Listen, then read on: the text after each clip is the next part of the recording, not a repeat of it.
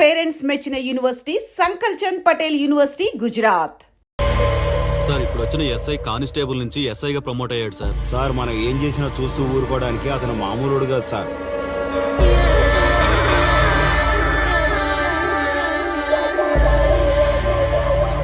అతను మనకు అలవాటు అయ్యేంత వరకు మనం కొంచెం కంట్రోల్లో ఉందాం సార్.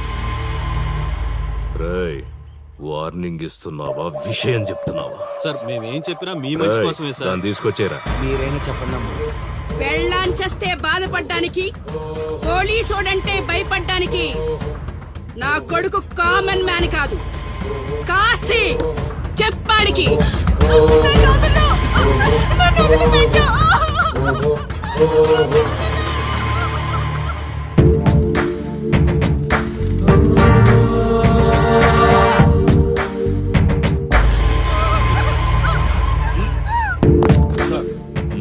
మీరున్నారంటే ఇక్కడ ఎంక్వైరీ చేయడానికి వచ్చాం సార్. కాశీ అంటే ఎవడెక్కడ? నా కొడుకు ఊళ్ళో లేడు, వస్తే కౌరెడతా, అప్పుడు రా. కనిపిస్తే అరెస్ట్ చేసి నీకు కబురెడతా, అప్పుడు నువ్వే రావాలి. నీ పెంపకం కరెక్ట్ కాదు. పదండి.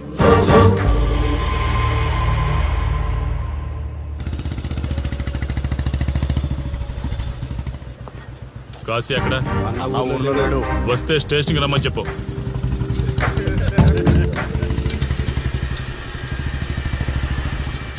కాశీ ఉన్నాడా? ఇక్కడ లేడు. ఏమిటి సార్ ఆలోచిస్తున్నారు? ఆ కాశీ గురించేనా? మీరు ఈ ఊరికి కొత్త సార్. మీ కొత్తగా ఉంటుంది, వింతగా ఉంటుంది. మాకంతా అలవాటైపోయింది సార్. సార్, ఇతనిపై 120 కేసులు పైగా ఉన్నాయి సార్. అవి ఈ కాగితాలకే పరిమితమైనాయి సార్.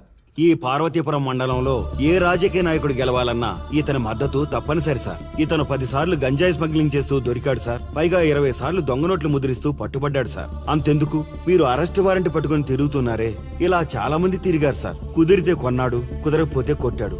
మనకు కుటుంబాలు ఉన్నాయి సార్. నీ పేరుంటేనే వణుకు పుట్టాలన్నా.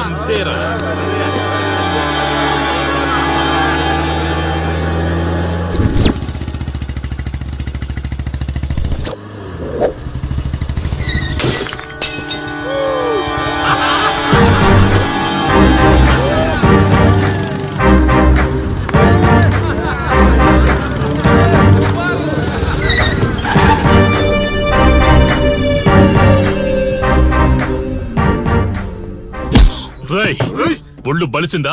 రోడ్డు మీద తాగుతున్నావు.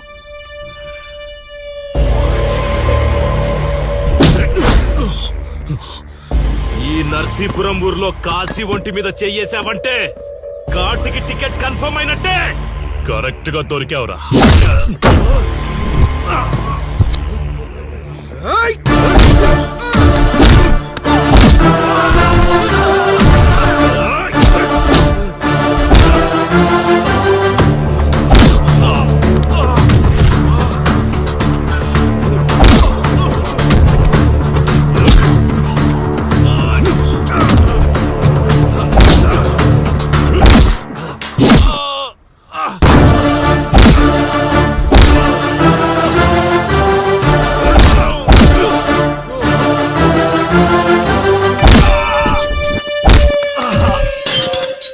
సార్, మీరు చాలా రిస్క్ చేస్తున్నారు సార్. నేను డ్యూటీ చేస్తున్నాను. 3 రోజులు గవర్నమెంట్ హాలిడేస్. నేను వైజాగ్ వెళ్తున్నాను. కాశీ అంటే భయపడే వాళ్ళని ఇంటికెళ్ళి భజన చేసుకోమని చెప్పండి. తిరిగి వచ్చాక వాడిని కోర్టులో ప్రొడ్యూస్ చేస్తాను. వాడిని వదిలే ప్రసక్తే లేదు. నమస్తే సార్. ఎక్కడ మీ ఎస్ఐ? వద్దా? ఎందుకు వద్దంటున్నావు కాశీ? చెత్త నా కొడక, ఊర్లో కాశీని విధవం చేసి వదిలేద్దామనుకుంటున్నావా? కాశీ పేరు వింటేనే ఊళ్ళో ఉచ్చ పోసుకునేవాళ్ళు, కానీ ఇప్పుడు కాశీ ఫోటో కనిపిస్తే ఉచ్చ పోసేలా చేశాడు. ప్రాబ్లం నాది, పోయిన పరువు నాది. నేను చూసుకుంటాను పో.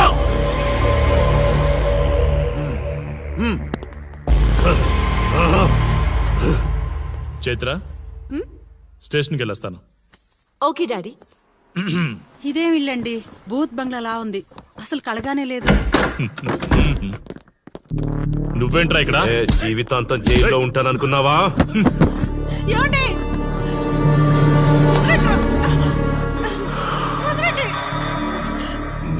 ఇంట్లో అసలు అందమే లేదురా.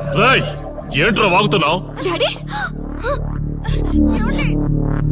చైత్ర హే, మా డాడీని వదలండి వదలండి వదలండి. ఒక్క నిమిషం ముందు అబద్ధం చెప్పాన్రా.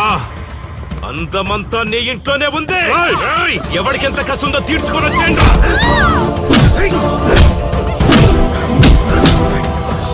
ఏమండి? ఏమండి? చైత్ర అండి, చైత్ర అండి. ఏయ్, డాడీ డాడీ వదలు.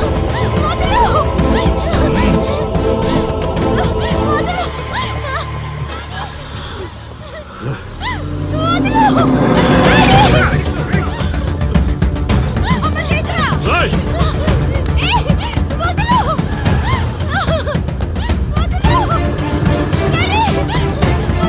ఏయ్,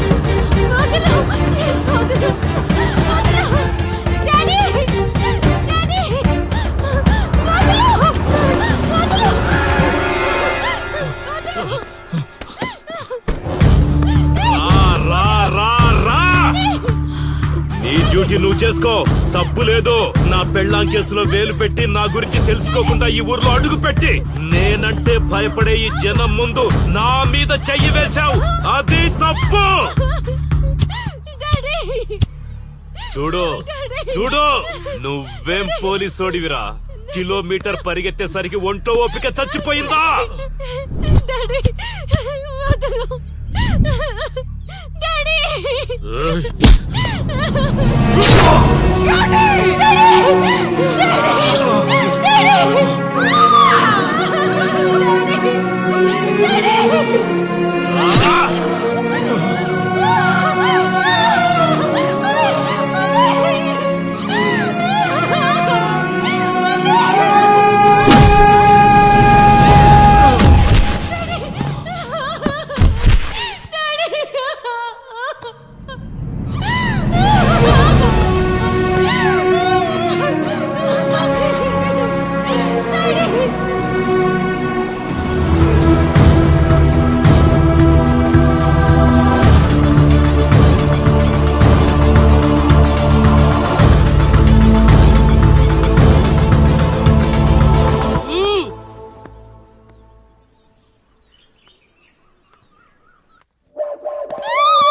ఏయ్, కాశీ, నొప్పి ఒక్కరోజు తెలిస్తే చాలదు. నువ్వు 3 రోజులు జైల్లో ఉన్నావు. అది జీవితాంతం మన ఇంట్లో బందీగా ఉండాలి.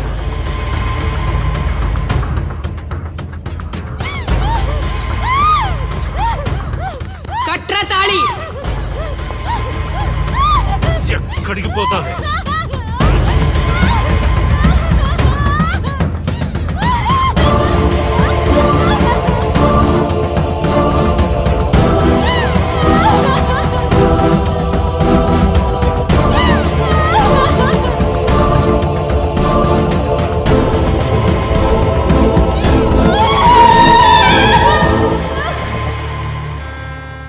ఆ దుర్మార్గుడి నుండి తప్పించుకుని నా దగ్గరకు వచ్చింది. ఆ తర్వాత నీకు తెలిసింది.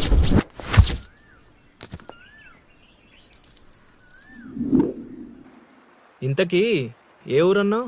అదేదో పార్వతీపురం దగ్గర నరసీపురం అటబా, అంతేనా? ఒరే శర్మ గారు, ప్రయాణానికి సిద్ధం చేయరా.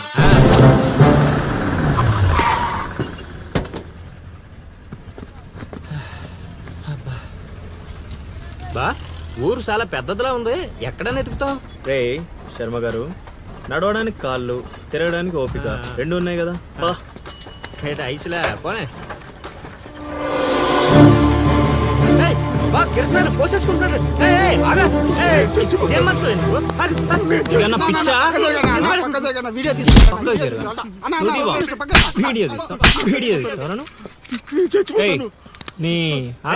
మాట్లాడుతున్నాడు కదా, ఆగలేవా? అసలు నీ ప్రాబ్లం ఏంటి? చెప్తే ఆరుస్తారా తీరుస్తారా? నా సావు నన్ను సావనివ్వండి. అయ్యా, చచ్చేదో చెప్పిసావు, మాకు క్లారిటీ ఏడ్చుద్ది. ఏరా, నువ్వు పత్తి రైతువా? కాదు, వరి రైతుని. వరికి పురుగు పట్టిందా? కాదు, పంట కూడా బానే పండింది, డబ్బు కూడా చేతికొచ్చింది. పంట పండితే పండగ చేసుకోవాలి, ఈ సావులేంట్రా? బావా, నువ్వు డీల్ చేయి, నేను వెళ్ళి చైత్ర గురించి తెలుసుకొని వస్తాను. ఇప్పుడు చెప్పు అంకుల్, ఏంటి నీ ప్రాబ్లం? నేను వాడికాడ అప్పు తీసుకున్నాను. డబ్బులు వచ్చాయన్నావు కదా, ఇచ్చేయి. ఇచ్చేద్దామని నిన్ను అనుకున్నాను. ఆడసలు పుచ్చుకోనే లేదు. ఎందుకు? వడ్డీ ఎక్కువైందా? వడ్డీ వాడు పక్కన ఉంచేయి. ఆడ అసలే వద్దన్నాడు. మంచిదేగా, డబ్బులు మిగిలాయి. ఆ, ఏటి మిగిలేది? సిక్కంతా ఇక్కడే ఉంది. ఊరు అమ్మోరు పండుగ మొదలై 3 రోజులు అయింది. అయితే ఏటైతే ఆడి దగ్గర అప్పు తీసుకున్న వాళ్ళు అందరి ఇంటి ముందుని రోజుకు ఒక డ్రామా వేస్తున్నాడు. అదిగో టెంట్ కూడా రెడీ అయిపోయినది. ఏంటేస్తే? అది నీకు టెంట్ లాగా ఉందా, నాకు పాళ్ళలాగా ఉంది. ఆ? అర్థం కాలేదా? రా చూద్దుగానే. అదిగో చూడు, ఇదిగో ఇది పరిస్థితి. నేను నీడింటి ముందు వేసినారు, ఇవాళ నా ఇంటి ముందు వేస్తున్నారు. ఏవే ఆ కిరసనాయిల డబ్బా అటుకురా. ఎవడరా బాబు, జనాలు సావక ముందనే సమాధులు ఎక్కిస్తున్నాడు. ఎందరెందరో మహానుభావులను పొట్టన పెట్టుకున్నావు శ్మశానమా, నీకు ఇసుమంతైనను జాలి లేదా? ఎన్నో ఏండ్లు గతించిపోయినవి కానీ ఈ శ్మశాన స్థలిన్ కన్నులు వచ్చిన మందభాగ్యుడు ఒక్కడైనను లేచిరాడు.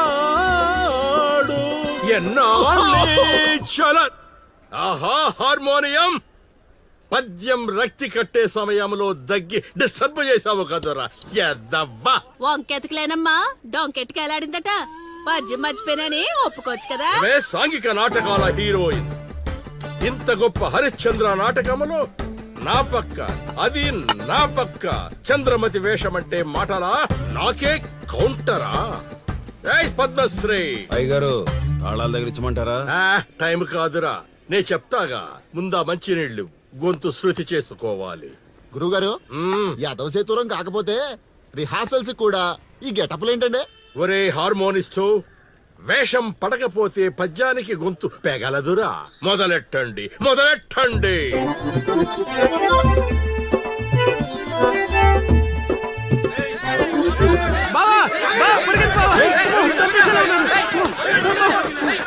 ఏం చేసావురా? నేనేం చేయలేదు బావా.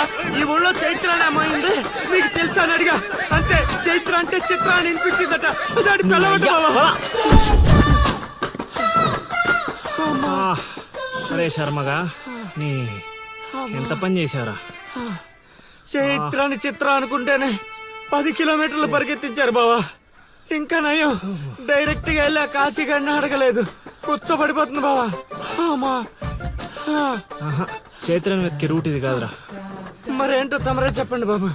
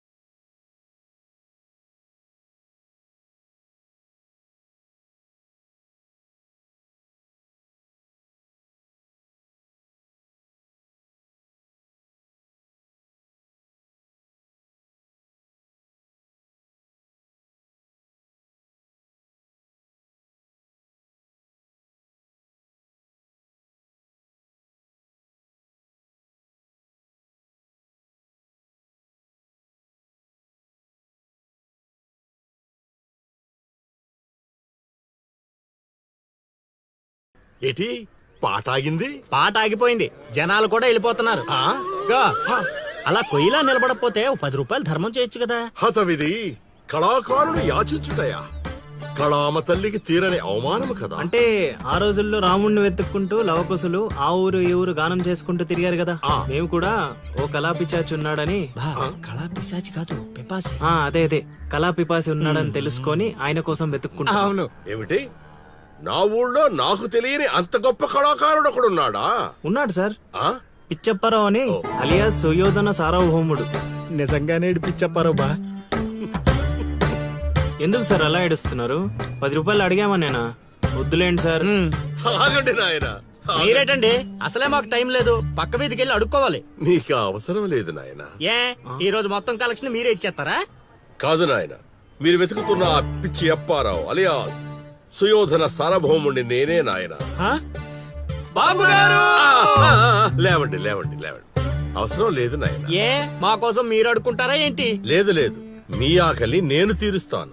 ఒరే పద్మశ్రీ, అయ్యగారు తాళాలు తగిలించమంటారా? ఇప్పుడు కాదురా, ఇంకా దానికి టైం ఉంది. ముందు వాళ్ళ దగ్గరున్న వాయిద్యాలు తీసుకో. ఇప్పుడు వాళ్ళు మన అతిథులు, అర్థమైందా? రా.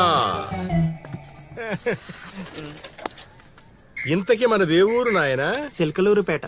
ఓహో, అవును, అక్కడ కళాకారులు ఎక్కువే. అవునవును, అక్కడ అన్ని రకాల కళాకారులు ఎక్కువే. అవును, ఈ లవకుశులుగానే ఎందుకు చేయాలనుకున్నారు? ఏ రాముడు కృష్ణుడు చేయొచ్చుగా.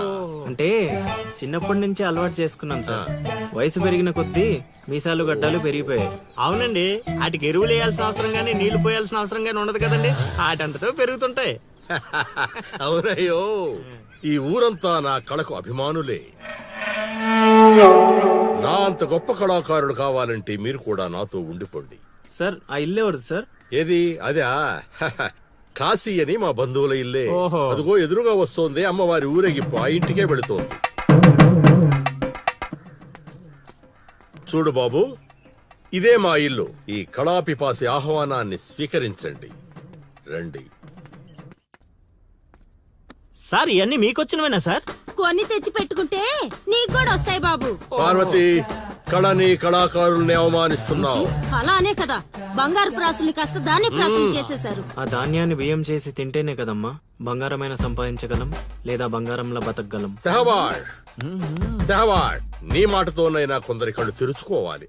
అన్నట్టు వీళ్ళు ఆ అర్థమైంది. ఏమే ఇంకో ఇద్దరు కంట వండి పడే తినిపోతారు. సత్రంలో తయారైంది కొంప. ఇది 1980లో వచ్చింది, ఇది 90లో వచ్చింది. సార్ ఇవన్నీ మనకొచ్చినవని చెప్పుకోకపోతే బతకలేం సార్.